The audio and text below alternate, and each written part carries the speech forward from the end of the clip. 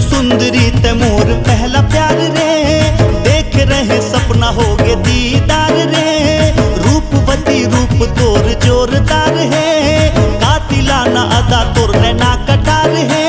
ते बन जा मुर लैला मजनू बना ले रे, तोला देख के दिल धड़के मुर बार बार रे। मैं रायगढ़ वाला राजा तेरे पुरवाली रानी, आकर ले मुर से प्यार प्यार रे, आकर ले मुर से प्यार प्यार रे। हाँ मैं रायगढ़ वाला राजा तेरे पुरवाली रानी, आकर ले मुर से प्यार प्यार रे, आकर ले मुर से प्यार प्यार रे।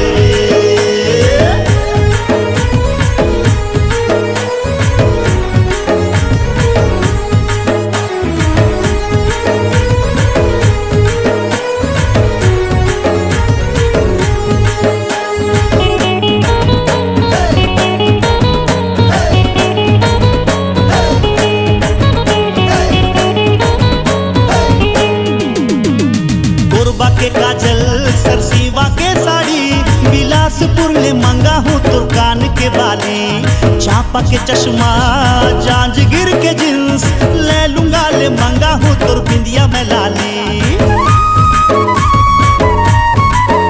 हाँ कोरबा के काजल सरसीवा के साड़ी, बिलासपुर ले मंगा हूँ तुर कान के बाली।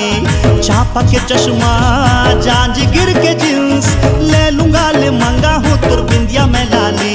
दुल्हन बना हूँ तोला करूँ तोर सिंगार रे, मड़वा तरी पहिरा हूँ नया हार हार रे। मैं रायगढ़ वाला राजा तेरे पुरवाली रानी, आकर ले मुर से प्यार प्यार रे, आकर ले मुर से प्यार प्यार रे। हाँ मैं रायगढ़ वाला राजा तेरे पुरवाली रानी, आकर ले मुर से प्यार प्यार रे, आकर ले मुर से प्यार प्यार रे।